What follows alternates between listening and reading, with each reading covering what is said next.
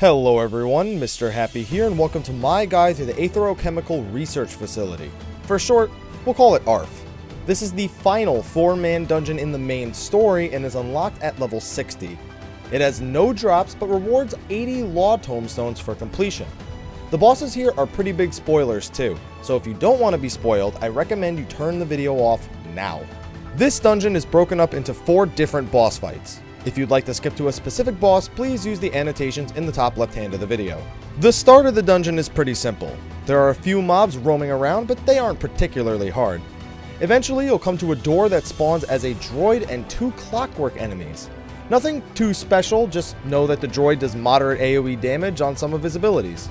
Another set of walls will appear a little further past that one, with 3 mobs at the first wall and 6 mobs spawning behind you on 2 subsequent walls. Just pick them up and AoE them down. Take out 1 more trash pack after that and move on to the first boss, Ragu von Hydrous. Regula spends most of the fight dashing around the room before shooting line AoEs at the party. He also summons Magitech turrets that will attack the party as well. The first Magitech turret has a tether to a random party member. It will shoot that person constantly, but having another party member stand between the tethered player and the turret will cause the target between them to take the hits instead. It doesn't pass the turret off, it just intercepts the hits, so a tank can stand between them to soak the damage. The second type of Magitech turret will just shoot AoEs at the party that they have to dodge. If either turret is left alive too long, they will self-destruct and deal high damage to everyone in the room, so just try to kill them all quickly, destroy the boss, and move on. The trash in the second part is mostly in the form of bioculture nodes, plus a few other stray mobs. Bioculture nodes pulse room-wide AoE once engaged, and as they lose HP, they summon huge waves of mobs to attack the party. These waves aren't too strong, so just AoE down the packs when they come and finish off the bioculture nodes. After the second bioculture node, which by the way has a chimera as one of its adds, you'll come to the second boss, Harmachus. Harmachus is basically a bunch of coil bosses all rolled into one. He himself has a few standard attacks, AoEs, conal AoEs, the usual. He also has the attack Weighing of the Heart. When he casts this, he will transform into one of 3 coil bosses and annoyingly drop your target. If he transforms into Asclepius, he will gain a stacking damage buff and perform Hood Swing on the tank for high damage. If he turns into Melusine, he will use Petrifaction, which will petrify anyone looking at her when it finishes casting. So turn your character around until the effect is complete, not just when the cast bar finishes. She also throws fire AoEs at party members, so make sure to stay spread out. If he transforms into the Avatar, he will perform Ballistic Missiles. This will stun a party member and spawn a circle under them. A small circle means that it requires 1 extra person to stand in the circle with the stunned player, for a total of 2. And a large circle means it requires 2 extra people, for a total of 3. Any less or any more, you don't want that to happen, so just do as I said. He then targets a party member with a mark and fires an AoE at them shortly after. This can be mitigated by stacking up together, so just split the damage with it.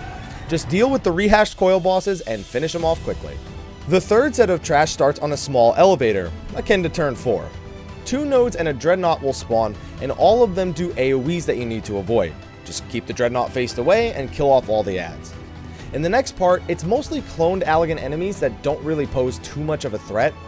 There are also some Shabbats that come out of the tubes in your path, but outside of hitting a bit harder, they aren't really too threatening. Clear up a few trash bags and move on to the third boss of the dungeon, Lahabrea and Igiorm. Lahabrea and Igiorm is a 2-phased boss. The first phase consists of Lahabrea shooting AoEs at you while you fight Igiorm. It's mostly just a bunch of AoEs to avoid while you kill her. Really, make sure to avoid the void pitches on the ground and the ice and fire orbs she summoned, which leave nasty debuffs on you if you get hit by them. Pretty much just dodge all the AoE. When Igiorm gets low on HP, she will switch places with Lahabrea. The fight doesn't change too much at this point, just even more AoEs to dodge. Eventually, the floor will be turned to a slippery ice, just like in the Great Cabal Library the level before, so just slide yourself away from the AoEs for its duration. Once Lahabrea is brought to about 50%, the fight will end. However, you are immediately met with another boss, the final boss of the dungeon, Ascian Prime. Ascian Prime has a lot of AoE dodging, just like the previous encounter, though he has a few more mechanics. He occasionally summons both a Fire Sphere and a Blizzard Sphere that move towards the center of the room. If they reach the center of the room, they will empower his next attack. Just kill them off quickly. At the same time, he will also summon donut AoEs around 2 party members. That means they won't deal damage immediately next to you, but in an outside AoE. You'll see what I mean if you just watch the video. It's easiest to just have everyone stacked together while you're killing the orbs, because then this AoE is a complete non-factor. Now, no matter whether the orbs reach the middle or not, he's going to follow up with some room-wide damage, but it's not too much, so don't worry. Next, he uses Universal Manipulation, which is a room-wide bad breath effect on everyone. Yeah, you don't want that. The only way to avoid this is to go stand in one of the void zones that the boss opens up. There's 4 zones, so there's one for everyone to dodge the attack. He should repeat each of these mechanics a couple of times, and during his final bit of health, he'll also summon orbs that chase the players, dealing some damage if anyone touches them. Just kill the boss as quick as possible while dealing with the orbs. Honestly, if everyone just gets hit by their own orb every time it spawns, it's only like 1.7k damage anyway. And that's it. Congrats on the win, and prepare yourself for the pure awesomeness that is the next encounter. Thanks for watching. Be sure to like, favorite, subscribe, and share, and I will see you all next time. Take care.